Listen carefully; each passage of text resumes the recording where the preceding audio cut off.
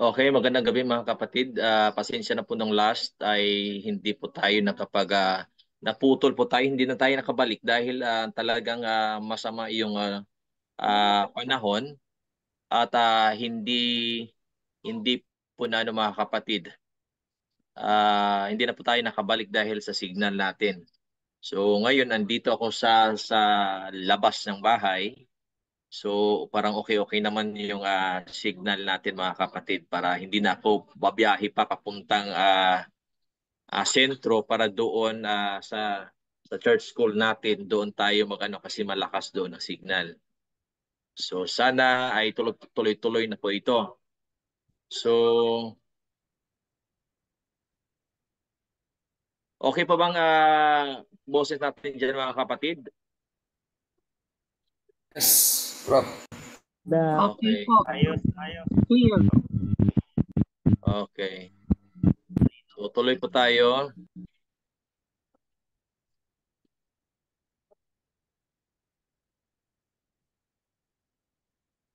So dito tayo mga kapatid, plant exudates such as gums, resins, and balsams, volatile oil, and fixed oils are also considered as crude oil, crude drugs. So dito po ang mga health benefits po sa ating katawan pag itong volatile oil mga kapatid kung gagamitin natin. So medicinal and therapeutic application, volatile oils have been valued for centuries for their benefits in promoting the wellness of the human body.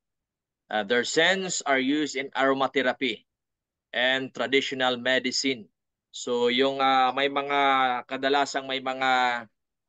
migraine dahil may iba't ibang mga rason kung bakit nagkakaroon ng migraine, yung mga pananakit ng ulo, yung stress ka kapatid. So minsan ma-relax tayo pag maka-inhale tayo ng mga mababango lalo na yung mga refreshing scent mga kapatid. Their scents are used in aromatherapy and traditional medicine such as for relaxation and stress relief, pain management, skin irritations, and skin care. Their high volatile oil contents make them incredibly potent even in small quantities. Kahit pa siya ay kunti lang ilagay mo mga kapatid, no? Talagang aamoy na siya, no? May brand ngayon na tinatawag yung Young Living. 'Di ba? Sino bang nakagamit ng Young Living mga kapatid? Mahal 'yun yung per ml dahil pure extract talaga 'yon na mula talaga sa iba't ibang mga aromatic plants.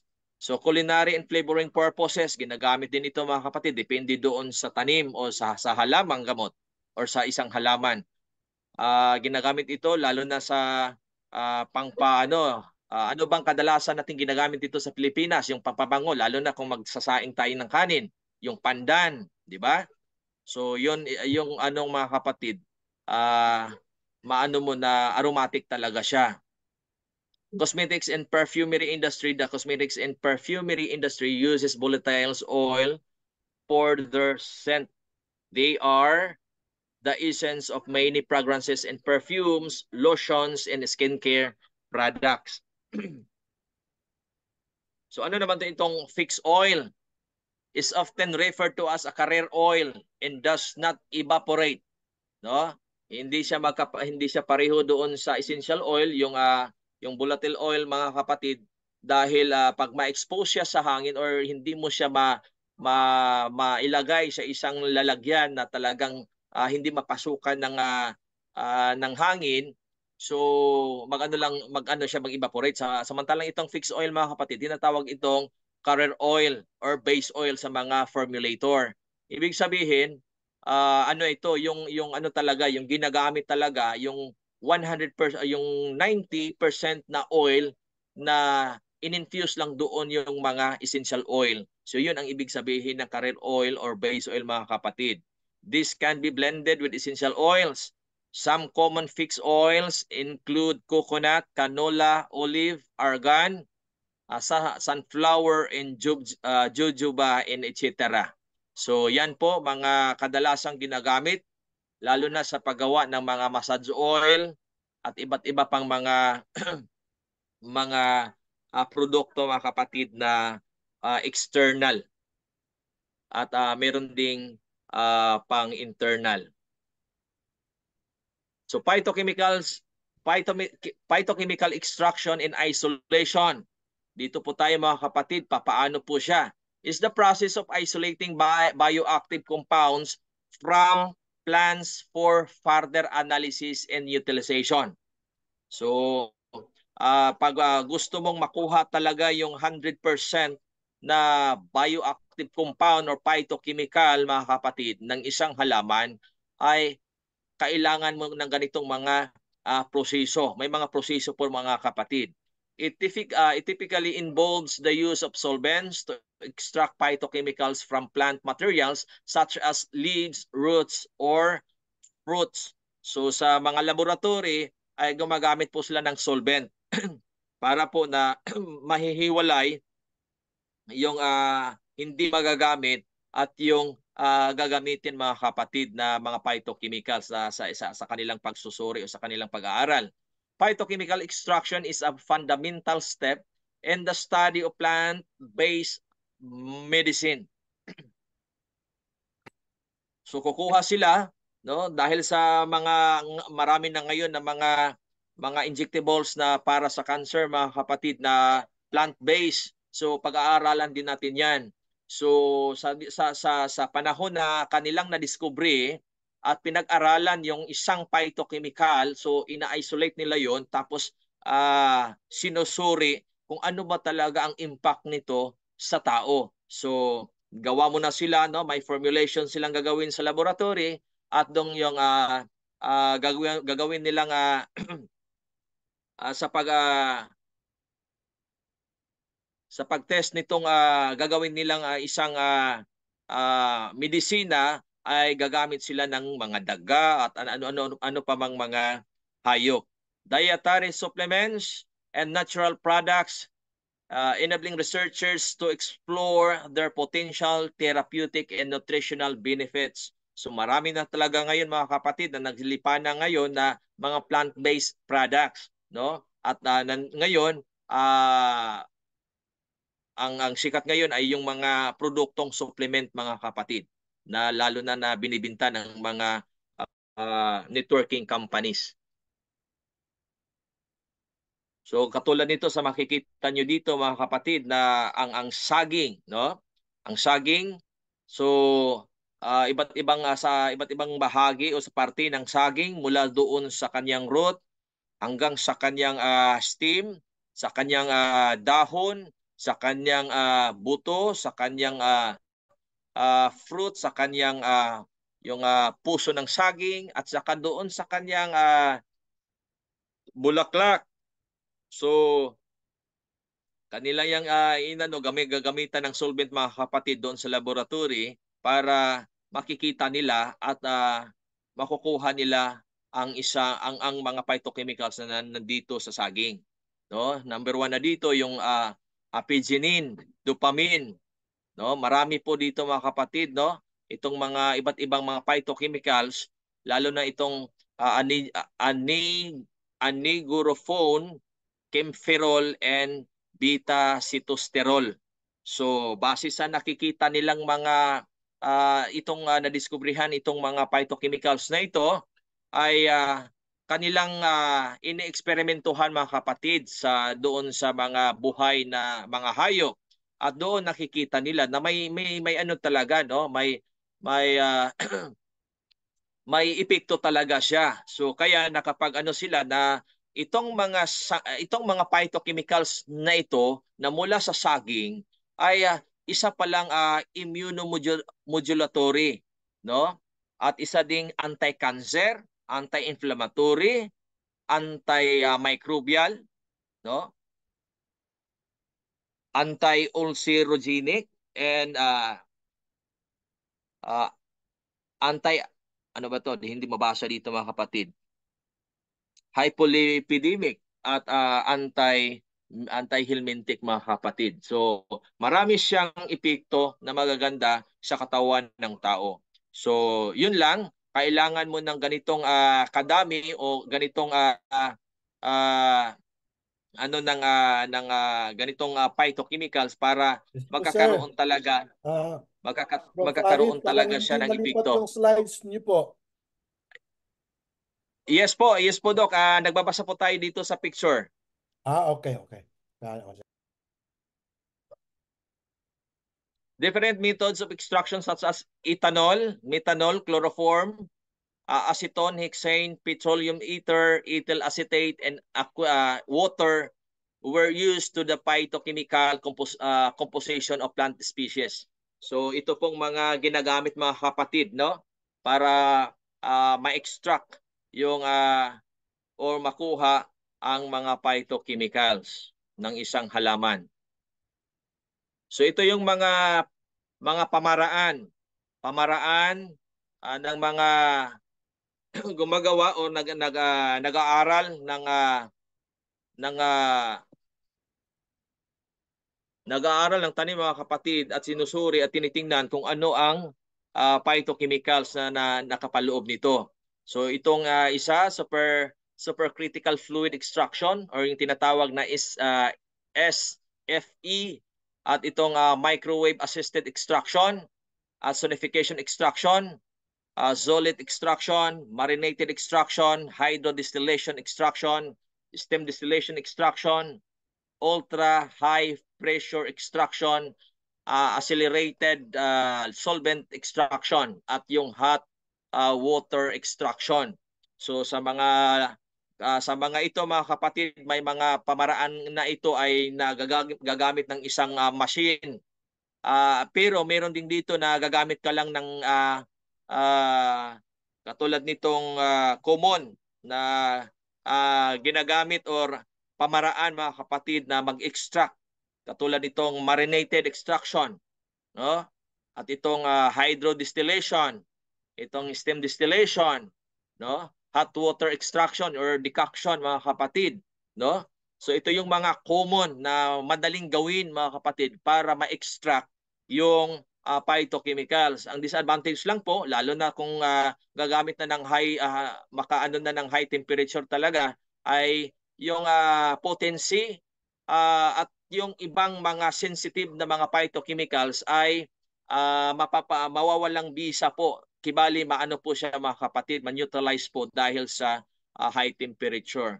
Kaya minsan, kung gusto mo talaga ng puro at yung walang hindi siya yung phytochemicals talaga na makuha ay ano talaga potent yung ano niya, so kailangan ng mga machine mga kapatid.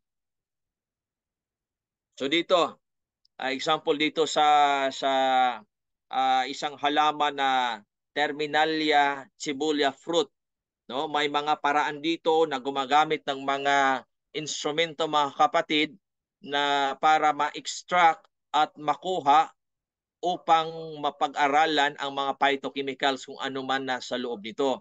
No, meron dito itong site itaas, kung makikita ninyo dito, extraction of bioactive compounds from plant materials using combination of various novel methods. Ito yung makabagong mga pamaraan mga kapatid para po makuha, no, kung isang laboratory or malaking kumpanya na nagde-develop ng isang plant-based na medisina, ay itong mga nakikita nyo dito, isa dito ang ginagawa o ginagamit nila mga kapatid, no? Dito sa maceration, tapos reflux, hydrodistillation, itong solate and percolation, itong mga instrumento na ito at pamaraan na ito mga kapatid, ito yung may mga limitations siya. Mababasa natin ang limitation: low recovery, time consuming, dahil kailangan ng mahahabang oras ito na antayin mo bago mo ma-extract, bago mo makikita yung makukuha mo yung mga phytochemicals na gusto mong kunin sa isang halaman, no? Large volume of solvents are required. So kailangan talaga ng maraming solvents mga kapatid na gagamitin. At high temperature, some volatile compounds may be lost. So sa mga pamaraang ito, no, na gagamitin o ginagamit ngayon na minsan ay dahil nga ay maano dito sa gagamit ng apoy o di kaya pagpapainit ay minsan ang kanyang mga volatile compounds o ibig sabihin yung sensitive na mga phytochemicals ay ma-neutralize mga kapatid dahil nga sa high temperature. At ito namang itong mga instrument na ito, no, itong microwave assisted extraction, enzyme assisted extraction, ultrasound assisted extraction, at itong may supercritical fluid extraction. Ito yung mga pamaraan din na sa makikita nating limitation, high investment cost. Ibig sabihin, dahil itong mga makinaryang ito or mga instrumentong ito mga kapatid ay kailangan mo ng mahal talaga kapatid, no? Mahal siya lalo na sa facility na ilalagay mo, kailangan ano talaga siya. At ang pagbili niya ay talagang mga mahal talaga siya. Kaya high investment cost talaga siya. Swelling of the plant material. So sa sobrang ano din masisira din mga kapatid yung mga mga halaman na gagamitin mo. High process cost, high power consumption, high analytical cost. So ito yung mga limitation niya mga kapatid pag ito ang gagamitin sa pag-extract ng mga phytochemicals. At ito ding enzyme-based ultrasound microwave assisted extraction. At itong combination of ultrasound, pulse electric field in high hydrostatic pressure, ang advantage niya ay time saving. Ibig sabihin, madali lang ma-extract ang phytochemicals or bioactive compounds ng isang halaman mga kapatid. Less solvent consumption. No? High speed of analysis, high extraction efficiency, improve extraction yield. Pero itong mga ano na ito mga kapatid, minsan kuan din ito, no? Magiging anong tawag dito? Itong mga instrumentong ito mga kapatid ay may kamahalan rin. Pero ito yung advantage niya, no? Madali lang siyang makuha yung gusto mong kukunin or pag-aralan ng mga bioactive compounds. After extraction, the solvent is removed, leaving behind a crude extract containing a mixture of phytochemicals, no? Katulad dito mga kapatid, itong Sina auriculata. Alam niyo po ba ano ito? Asunting, no? Or imperial ano pa bang ibang tawag nito, no? Asunting ito sa Bisaya mga kapatid, no? Maganda ito sa may mga kati-kati sa balat, no? At ang kukunin ay yung kanyang bulaklak, dried under shade condition. Acapulco po yan, Doc. Acapulco. Yes, Acapulco. So, asunting din yan sa amin. Uh, Tapos, mechanically grinded flour powder, no? I-ano siya, i-powderize siya. Tapos, grind powder pack for extraction. Ilalagay siya dito. Tapos, yung proseso niya mga kapatid, ito na yung proseso. At dito siya hanggang dito. The element traveled maximum distance. And then lalabas siya dito, the spot travel distance. And then chromatography based bioactive compound purification of Sina auriculata. At dito lalabas siya identification of quercetin, no, by GCMS analysis. So dito na makikita mo na, no? Makikita mo na kung anong klaseng phytochemicals na nandito sa bulaklak ng Asunting or Acapulco. So, parang ang Acapulco ay isa sa na-approve ng DOH. Kung hindi ako nagkakamali, hindi ako na ano mga kapatid. Parang kasama siya sa 10. Tapos makikita dito mga kapatid yung chemical structure ng phytochemical. This extract undergoes further purification and analysis to isolate and identify individual compounds of interest. So kung quercetin ang kukunin nila ng isang scientist or uh, yung nag-aaral mga kapatid, so i-isolate at doon sila magfo-focus. So isisipare ano na rin yung iba kasi sa halaman kasi uh, uh, marami talagang phytochemicals na nandoon, pero yung mga common minsan yun lang ang pinag-aralan mga kapatid. Kasi kung pag-aralan yung isa na hindi wala pang output ng pag-aaral, ay minsan ay mahahabang panahon pa, ano, na bago sila makapagpalabas ng resulta kung ano talaga ano ang impact nito, ano ang maibigay, anong dulot nito sa katawan ng tao, maganda ba o hindi. So kailangan pa ng malaking kapital mga kapatid. Kaya minsan pag sa market ay mabenta yung isang produkto dahil mataas sa ganitong phytochemicals, yung mga investor, yung mga laboratory na gumagawa ng mga nagde-develop ng mga plant-based product, so doon sila magfo-focus, no? Kung ano yung sikat sa market, no, trending sa market na plant-based at nagiging potent dahil sa ganitong phytochemicals. So doon sila magfo-focus. So pero kung isang product na hindi siya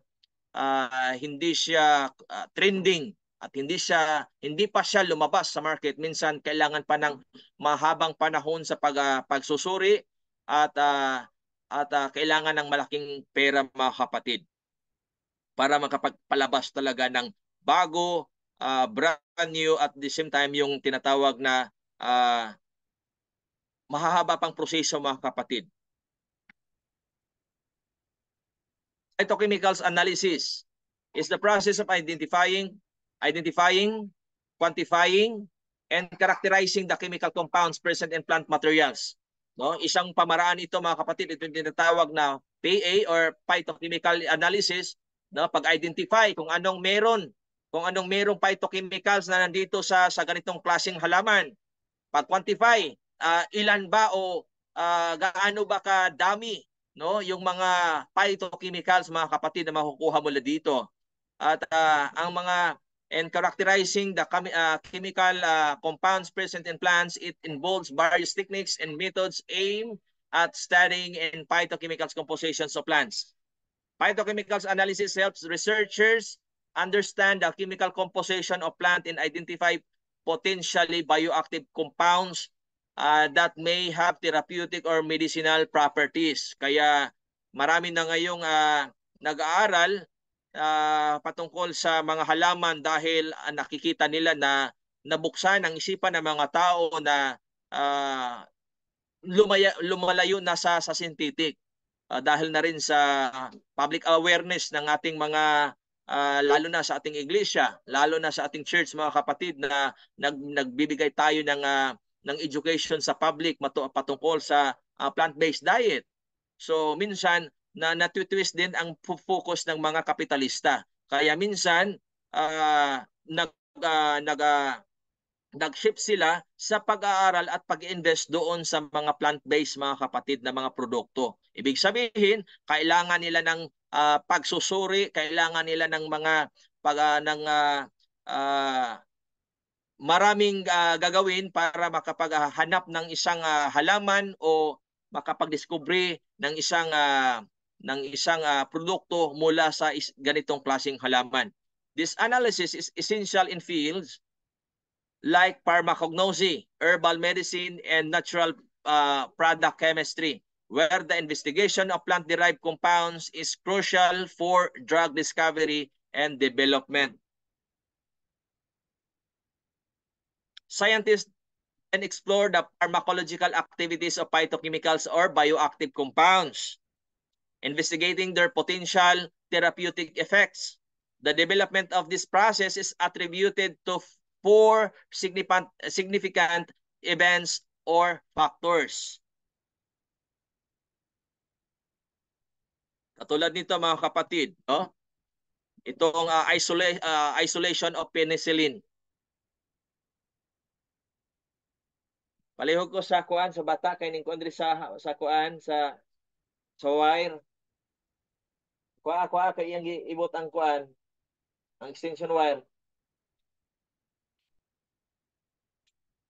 Isolation of penicillin. Now, penicillin was first isolated from mold, Penicillium notatum. Yun ang scientific name mga kapatid. Now, known as Penicillium chrysogenum by the Scottish bacteriologist Alexander Fleming in 1928. No, dito po nagsisimula mga kapatid, no, yung pag-aaral ng mga phytochemicals or mga bioactive compounds dahil sa nadiskubrihan ng isang bacteriologist na si Alexander Fleming. This period can also be termed antibiotic age, as besides penicillin, active antibiotics like streptomycin, chloramphenicol, tetracycline, and several hundred antibiotics have been isolated and studied extensively. So diyan po umusbong ang pag-aaral mga kapatid, no, sa pagtuklas ng iba't ibang mga medisina dahil sa panahong ito mga kapatid, no, talagang ang mga tao ay namamatay dahil sa infection. So sa pagdating ng 1941, using Fleming's work, two medical researchers, si Howard Florey and Ernst Chain, managed to purify penicillin in a powdered form. So itong dalawang researcher na ito mga kapatid, medical researchers, ay nakapagpalabas sila ng finished product na powdered form na penicillin. In year 1941, they successfully traded a human or treated a human. So doon na nagsisimula ang ini-inject na nila doon sa mga may mga karamdaman mga kapatid. In year 1943, they produced penicillin on a large scale. This helped immensely to treat casualties during the World War II that had bacterial infections due to their wounds. Kaya ang Pfizer, sila ang nangunguna noon sa World War II na gumawa ng powdered or penicillin mga kapatid. No?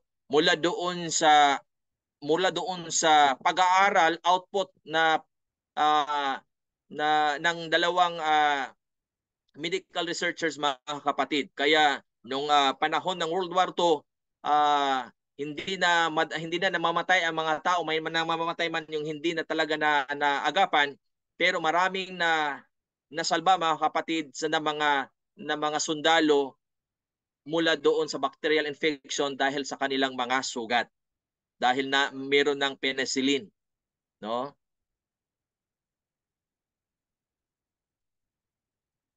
Scientific exploration of the pharmacological activities of phytochemicals.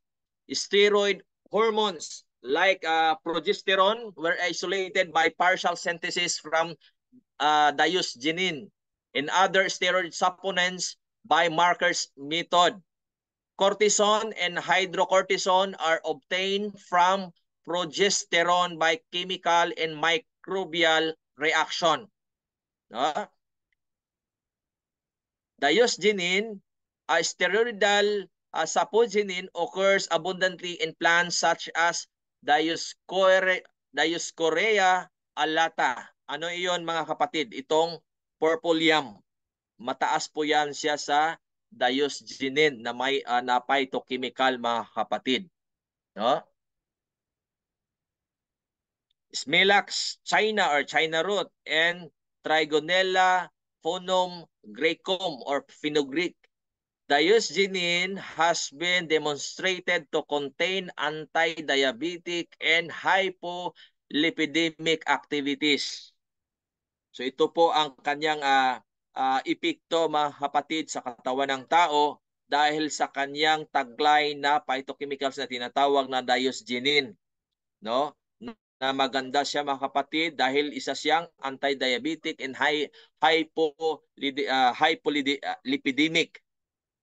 Cortisone and hydrocortisone offer significant health benefits, including potent anti-inflammatory effects, useful in treating conditions like arthritis, asthma, and allergies. They also act as an immunosuppressants, making them effective in managing autoimmune diseases such as rheumatoid arthritis and lupus. Additionally, these medications provide relief from pain and discomfort associated with inflammatory conditions in skin ailments like eczema and psoriasis. So dito makikita mo mga kapatid, itong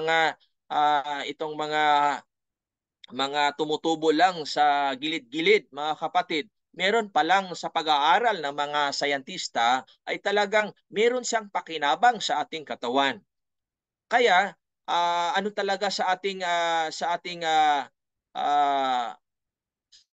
Adventist message talaga mga kapatid na talagang nagtuturo tayo na balik tayo sa original na diet, no? Yung plant-based diet dahil nandoon po yung mga potent phytochemicals na nakakatulong sa bawat may mga karamdaman. At kung wala mang karamdaman ay anong tawag dito? Ma-maintain ang yung malusog na pangangatawan mga kapatid.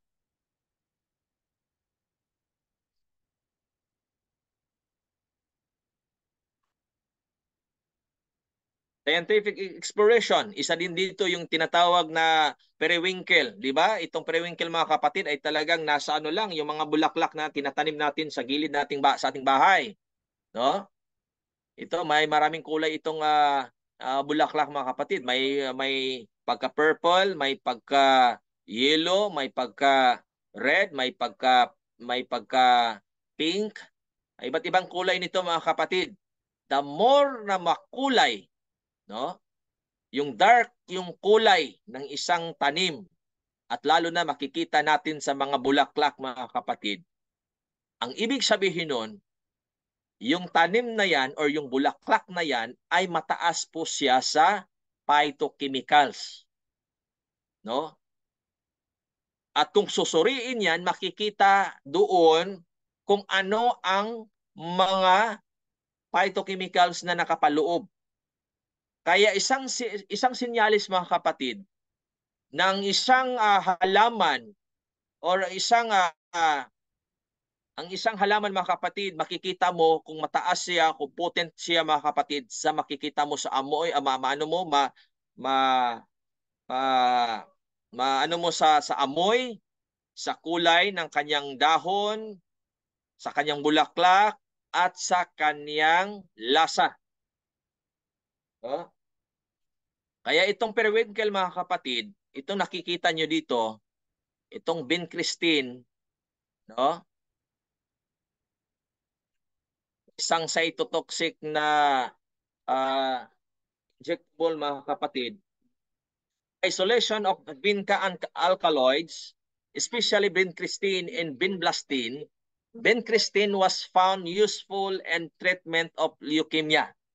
These alkaloids also have anti-cancer properties. Kaya itong vincristine na nakikita nyo dito mga kapatid, itong injectable na ito, ay output po ito, finished product na po ito mula dito sa periwinkle. No? Dahil sa kanyang phytochemical na tinatawag na vincristine at vinblastine mga kapatid. No, kaya ang kanyang generic name dito, no, is vincristine. Ibig sabihin, phytochemical yan mula dito sa ganitong klaseng bulaklak na tinatawag na periwinkle. No? Lahat ng vinca species mga kapatid ay meron nitong vincristine phytochemical or bioactive compound na potent talaga siya para sa mga may mga karamdaman mga kapatid lalo na sa cancer. Mapag-aralan din natin yan dahil meron tayong specific talaga na pag-aaral dyan base doon sa mga ipinalabas na reliable sources sa iba't ibang mga gobyerno at lalo na sa mga scientists, mga kapatid, no, pag-aralan din natin 'yan, no, kung saan siya at ano-anong mga anong mga klasing mga cancer ang pwede niya, mga kapatid. 5 minutes, Doc. Okay po. Phytochemicals are bioactive chemicals compounds that occur naturally in plant. No? Phytochemicals from Greek phyto, meaning plant, are chemicals produced by plants through primary and secondary metabolites. So metabolism. So pag-aralan din natin itong primary at secondary, ano-ano itong mga phytochemicals na nandito, mga kapatid, no? At anong mga function niya at ano na ang mga existed na mga product available na sa market na mula dito sa mga phytochemicals na ito. So sa ating pag-aaral dito nga, ang function ng phytochemicals provide plants with color, aroma, flavor, and protection from infection and predators, but their effects are not limited to plants. So, kaya may mga makikita tayong iba't ibang kulay, iba't ibang lasa, at iba't ibang mga tinatawag na amoy ng dahon, ng kanyang bulaklak, dahil yan sa kanyang taglay na phytochemicals, mga kapatid. Generally have biological activity in the plant host and play a role in the plant growth and defense against competitors, pathogens, and predators. So, isa din yan sa mga function niya sa tanim, mga kapatid. So, last ito at tatapusin ko lang ito, mga kapatid. Ito. Phytochemicals are found in plants. Their consumption generally provides beneficial health effects. Preclinical, clinical, and epidemiological research suggests that phytochemicals may effectively treat various diseases owing to their antioxidant and anti-inflammatory activities. Some phytochemicals are non-phytotoxins that are toxic to humans. Kaya merong mga tanim, may mga halaman, may mga kahoy na hindi mo pwedeng kainin ang kanyang ugat, ang kanyang bark, ang kanyang dahon, o di kaya ang kanyang bulaklak, o di kaya ang kanyang bunga, dahil sa kanyang bunga nandoon na reservoir siya ng phytotoxins. Ibig sabihin, plant toxins, no? Marami siyang phytochemicals na tinatawag na phytotoxin, mga kapatid, no? Kaya hindi lang tumutubo diyan sa gilid, kakainin mo na agad, no? Kailangan mo ng pagmamasid, no? Pag hindi yan kakainin ng mga hayop, mga kapatid, ay wag mong kainin, no? Dahil talagang nakakahilo yan, nakakalason yan. For example, aristolochic acid is carcinogenic at low doses.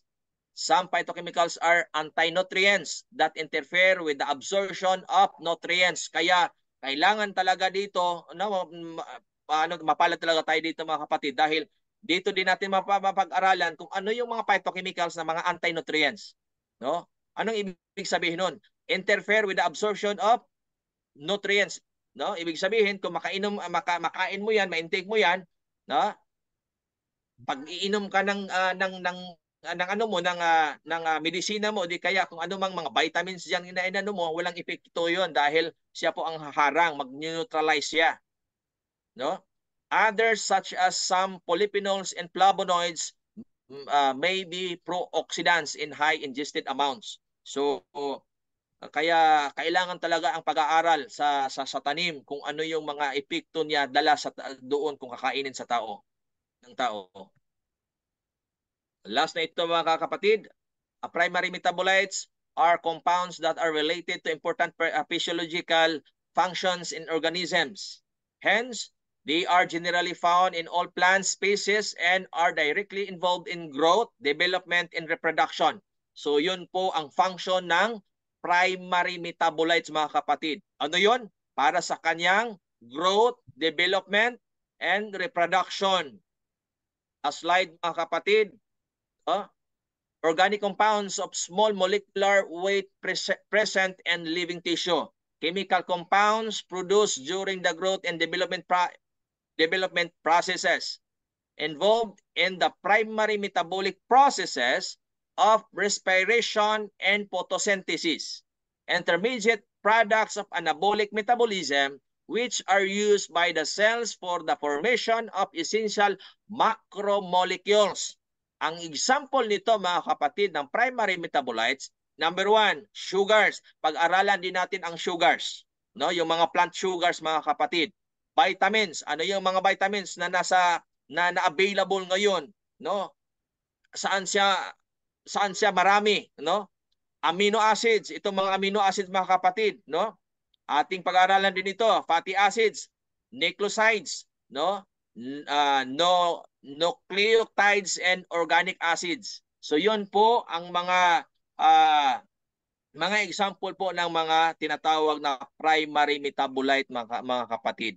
So hanggang dito lang muna po tayo, mga kapatid, dahil oras na rin po. Maraming salamat sa inyong pakikinig at maraming salamat, Doc Ray. Ibigay ko na po ang panahon. Thank you, Doc Aris. Thank you very much, Doc Aris. Okay, mga kapatid, sino po yung host?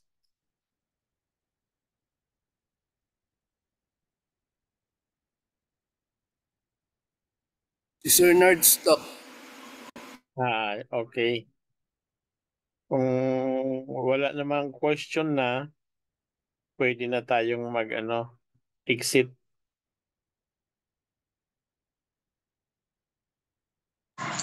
Laila Tub. Nila to. Good night po, Doc. Good night. Good night. God bless.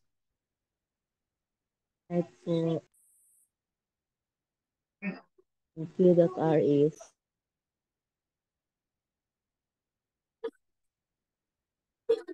Thank you, Doc Aris, sa lecture.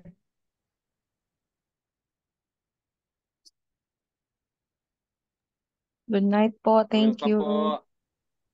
Good Ay night, po, good night. everyone.